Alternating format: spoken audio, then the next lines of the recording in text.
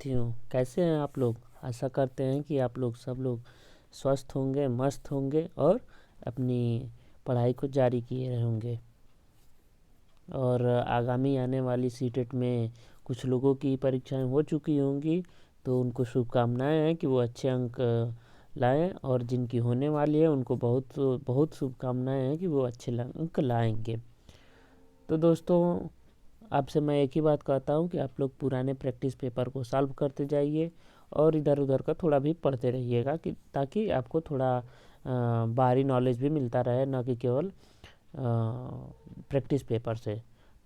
तो दोस्तों, शुरू करते हैं आज के कुछ बिंदु को। देखिए दोस्तों, मैं चाहता हूँ यही कि आप लोग विषय विशेषज्ञ न बने। आप लोग कैसे भी करके पहले परीक्षा पास करें, ताकि आगे की प्रक्रिया के लिए आप लोग एलिजिबल हो जाएं। तो दोस्तों, इसी के लिए मैं अपनी वीडियोस लाता रहता हूँ। और आज की जो वीडियो है, इसमें कुछ प्रश्न हैं जो कि मेरे ही बनाए हुए हैं। और आज मैं नोट्स खोला तो सोचा कि ये आपके साथ शेयर करनी चाहिए, ये बहुत अच्छी जानकारी है। तो आज कुछ क्वेश्चन है, उसको आपके साथ शेयर करता हूँ। और इसको या फिर आपको पता होगा तो कोई बात नहीं, बहुत अच्छी बात है। अगर नहीं पता होगा तो आप लोग कहीं इसको नोट डाउन करते जाइएगा, क्योंकि ये सभी क्वेश्चन मेरे समझ से तो बहुत इम्पोर्टेंट है। वैसे भी सारे क्वेश्चन इम्पोर्टेंट ही होते हैं, लेकिन इम्पोर्टेंट में भी कुछ इम्पोर्टेंट होता है। तो चलिए शुरू करते हैं। दोस्तों, पहला ही क्वेश्चन है कि भाषा शब्द का निर्माण किस धातु से हुआ है।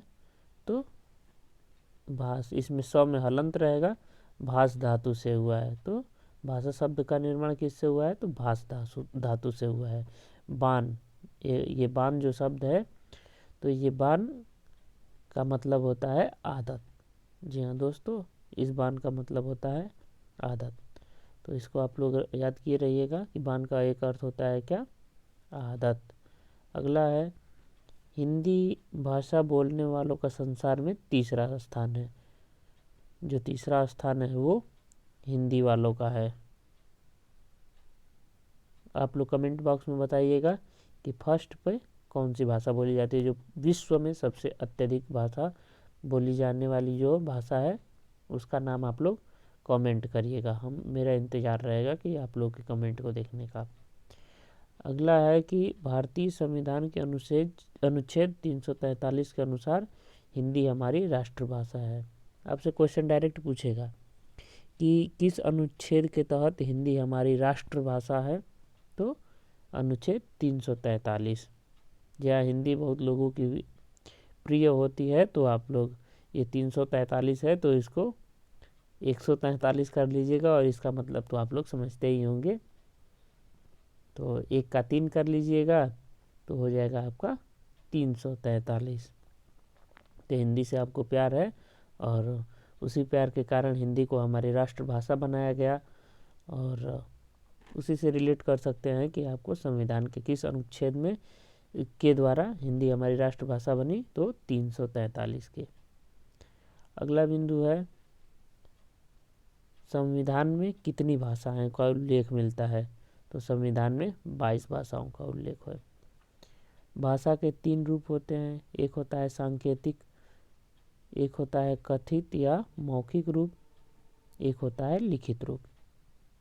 ये भी तीनों इम्पोर्टेंट तो नहीं है उतने ये, लेकिन फिर भी हैं, आपको जानकारी होनी चाहिए इसकी बात की। हिंदी और संस्कृत की जो लिपि है वो क्या है, देवनागरी लिपि। और देवनागरी लिपि ब्राह्मी लिपि।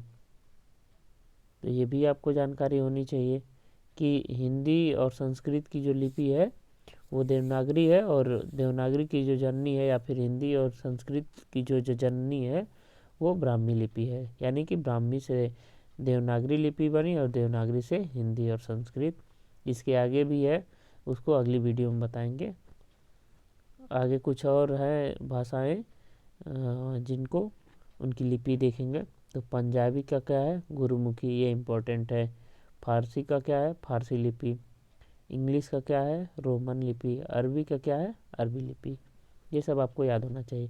देखिए, अगर आपको कहीं ललित साहित्य लिखा हुआ मिले, तो ललित साहित्य इसमें क्या क्या आता है, देखिए, उपन्यास आता है, कहानी आता है, नाटक आता है, एकांकी आता है, निबंध आता है, पत्र और अन्यत्र चीज़ें आती हैं। तो इसको आप लोग याद रखे रहिएगा कि ललित साहित्य के अंतर्गत क्या क्या आते हैं। आपका अगला बिंदु है उपयोगी साहित्य। जी हाँ, उपयोगी साहित्य जो हमारी भाषा में लिखा गया है, तो क्या लिखा गया है? भूगोल, गणित, इतिहास, ज्ञान विज्ञान आदि विधा साहित्य लिखने की शैली के रूप में। ठीक है, समझते होंगे कि उपयोगी साहित्य, तो ये आप याद किए रहिएगा। अगला बिंदु है हिंदी में कितने स्वर होते हैं? तो 11 होते हैं। आप लोग कमेंट बॉक्स में बताइएगा कि मूल स्वर कितने होते हैं। मूल स्वर यानी कि जो भी स्वर होंगे मूल वाले उनसे ही और सारे स्वर बने हुए हैं। तो आप लोग कमेंट बॉक्स में बताइएगा या फिर इस वीडियो के लास्ट में मैं बताऊंगा। 14 सितंबर 1949 को भारत की राजभाषा के रूप में हिंदी को मान्यता मिली। जी हाँ, 14 सितंबर 1949 को क्या हुआ? भारत की राजभाषा को हिंदी को भारत की राजभाषा की मान्यता दी गई।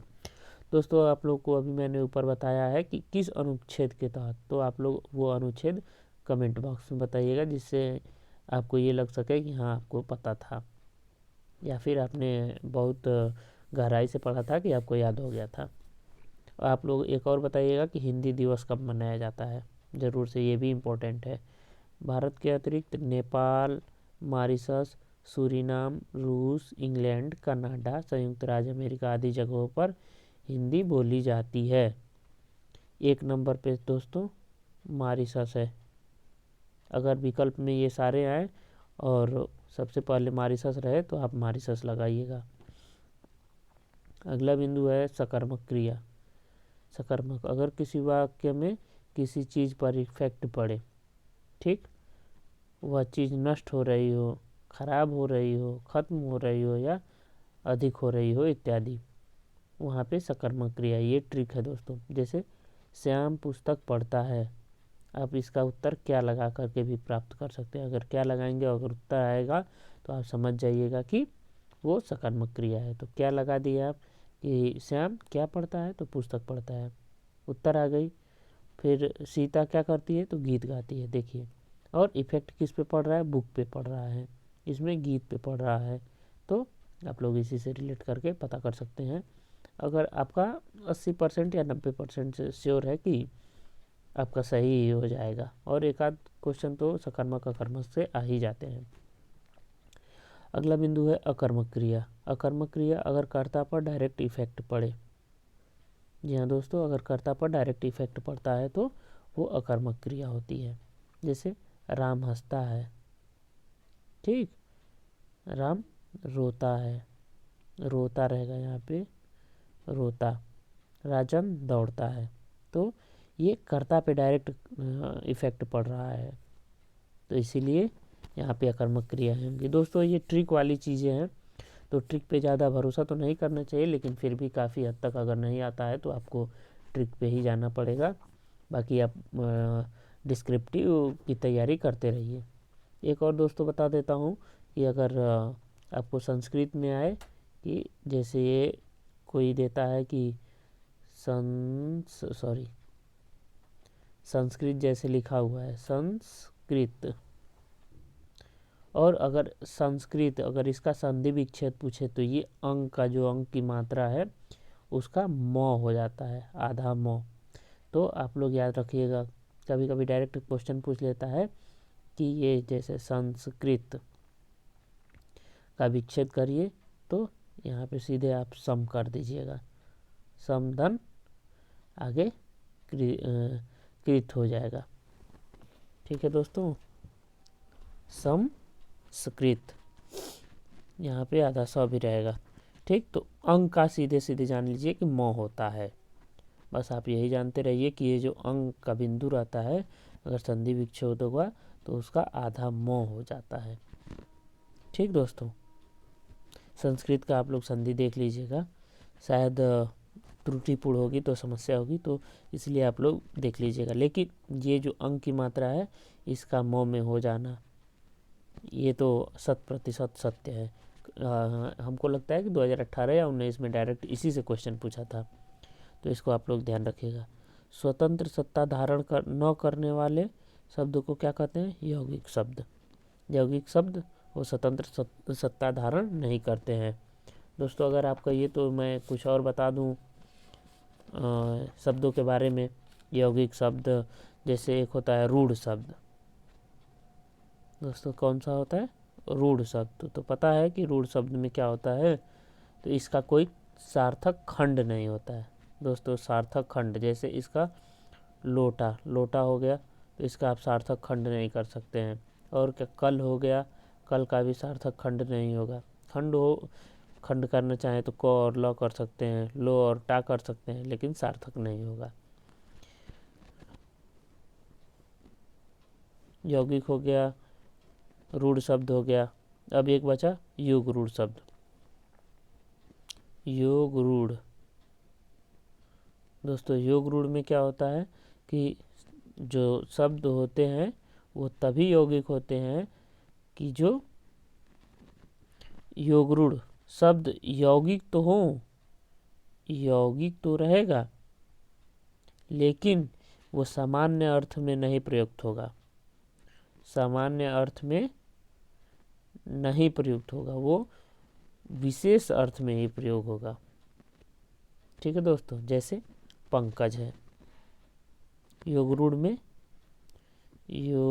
में यौगिक शब्द ही रहेगा, लेकिन वो सामान्य अर्थ में न प्रयोग होकर के वो विशेष अर्थ में प्रयोग होगा। जैसे पंकज। पंकज का आपको पता ही है, कमल होता है, तो ये विशेष अर्थ में है। ठीक,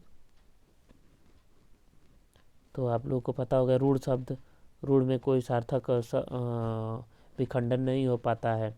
यौगिक दो शब्दों से मिलता है और दोनों को विखंडित करने पे उनका क्या कहते हैं कि जो विखंडन होता है वो सार्थक होता है। जैसे यौगिक में आपको मैं एक उदाहरण बता देता हूँ, विद्यालय। विद्यालय, विद्या प्लस आलय। ठीक दोस्तों, आप लोग इतना जान गए होंगे, ऐसा करते हैं। और आप लोग एक बार पढ़ लीजिएगा बुक से ही, या फिर मैं बता ही दिया हूँ सारी वीडियो में चीज़ें। छंद देखिए, एक क्वेश्चन है, बालक से वृद्ध तक के लिए एक शब्द। जी हाँ, आपसे डायरेक्ट पूछेगा बालक से वृद्ध के लिए एक शब्द क्या होगा, तो आबाल वृद्ध होगा। अगला है, छंद के कितने भेद होते हैं? तो छंद के 3। एक वार्षिक छंद, मात्रिक छंद, मात्रिक होगा यहाँ पे दोस्तों, मात्रिक छंद, एक मुक्तक छंद। लौंग पौधे की पुष्पकली से प्राप्त होता है। हाइपोथैलेमस ग्रंथि से मानव शरीर का तापमान संतुलित रहता है। आपसे डायरेक्ट पूछेगा कि मनुष्य का तापमान किस ग्रंथि के कारण संतुलित रहता है, तो आपको जवाब देना होगा हाइपोथैलेमस के कारण। हाइपोथैलेमस के कारण शरीर का तापमान संतुलित रहता है। तारपीन का तेल किस पेड़ से प्राप्त किया जाता है? तो चीड़ के पेड़ से प्राप्त किया जाता है। रक्त में CO2 की मात्रा बढ़ने से जम्भाई आती है। आपको नींद से नहीं, रक्त में CO2 की मात्रा कमी होने से जम्भाई आती है। वह धातु जो एसिड और बेस से क्रिया करके हाइड्रोजन गैस निकालती है वो जिंक है। 24वीं समांतर रेखा ये भारत और पाक के मध्य में खींची गई है और ये कच्छ के क्षेत्र में है। मध्य प्रदेश का भोपाल जिला जो है वो झीलों का शहर कहलाता है। ये भी पहले आ चुका है। तो झीलों का शहर कौन सा है मध्य प्रदेश में? तो भोपाल है दोस्तों। काला सोना किसको कहते हैं? पेट्रोलियम को। अगला बिंदु है टाइगर टास्क फोर्स। इसका गठन डॉक्टर करण सिंह ने किया था। विश्व का सबसे बड़ा डेल्टा नदी के द्वारा जो बनता है वो सुंदरबन डेल्टा है। सुंदरबन डेल्टा में किस प्रकार के पेड़ पाए जाते हैं और सुंदरबन डेल्टा कहाँ पे है, आप कमेंट बॉक्स में कमेंट करिएगा। जी दोस्तों, कमेंट जरूर से करिएगा, मुझे इंतजार रहेगा। सर्वप्रथम पारिस्थितिकी स्तूप की परिकल्पना किसने किया था? तो चार्ल्स एल्टन ने। जी हाँ दोस्तों, इसको ध्यान रखिएगा। पारिस्थितिकी स्तूप की परिकल्पना किसने किया था? तो एल्टन साहब ने किया था। अगला है सवाना घास के मैदान कहाँ पाए जाते हैं? तो ये अफ्रीका में पाए जाते हैं। सवाना घास के मैदान अफ्रीका में। इसको सीटेट में कभी कभी ये सेकेंड पेपर में पूछ ही लेता है कि फला घास के मैदान कहाँ पाए जाते हैं, तो आपको पता होना चाहिए कि कहाँ पाए जाते हैं। एक है प्रेयरीज घास के मैदान, तो उत्तरी अमेरिका। देखिए आपको ट्रिक बता देता हूँ, सवाना, सावन, ठीक है, सावन आप रिलेट कर लीजिए। तो सावन में कहाँ जाएंगे आप? अफ्रीका जाएंगे। प्रेयरीज घास, प्रेयरीज से क्या रिलेट करिए? प्रेयर, प्रेयर करने कहाँ जाएंगे? उत्तरी अमेरिका में, प्रेयर करने उत्तरी अमेरिका में। पंपास घास का दक्षिणी अमेरिका या फिर इसी को अर्जेंटीना में भी पाया जाता है। ठीक है दोस्तों, पंपास घास अर्जेंटीना या फिर उत्तरी अमेरिका। डाउन्स घास के मैदान कहाँ पाए जाते हैं? तो ये ऑस्ट्रेलिया में पाया जाता है। डाउन्स घास के मैदान ऑस्ट्रेलिया में पाए जाते हैं। वेल्ड घास के मैदान दक्षिण अमेरिका। वेल्ड, वेल्ड से रिलेट कर लीजिए, वेल्डिंग मशीन, तो वेल्डिंग मशीन कहाँ होती है? दक्षिणी अफ्रीका में। या फिर दक्षिण अफ्रीका टीम है वो वेल्ड घास पे मैदान खेल रही है, तो इससे भी आप याद कर सकते हैं। स्टेपीज घास के मैदान यूरोप में। प्रत्यय, प्रत्यय दो प्रकार के होते हैं, एक संस्कृत में कृदंत प्रत्यय होता है और तद्धित प्रत्यय होता है। तो कृदंत प्रत्यय में क्रिया के अंत में जो जुड़ते हैं उन्हें कृदंत प्रत्यय, और तद्धित में संज्ञा या विशेषण के अंत में जुड़ते हैं। ये सीधे आपसे पूछेगा, ये प्रत्यय के प्रकार मत याद करिए, आप ये जानिए कृदंत प्रत्यय कहाँ जुड़ता है? तो क्रिया के अंत में जुड़ता है, और तद्धित प्रत्यय संज्ञा या विशेषण के अंत में जुड़ता है। सर्वनाम के कितने भेद हैं? तो सर्वनाम के 6 भेद हैं। इसको आप कमेंट में बताइएगा कि कौन कौन से हैं। संज्ञा के कितने? तो 3 भेद। ये भी पूछ लेता है डायरेक्ट, इस संज्ञा या फिर सर्वनाम, सॉरी, संज्ञा या फिर सर्वनाम या फिर विशेषण के कितने भेद हैं, ये सब आपको याद होना चाहिए। ठीक है दोस्तों, तो मिलते हैं अगली वीडियो में। तब तक के लिए जय हिंद, जय भारत।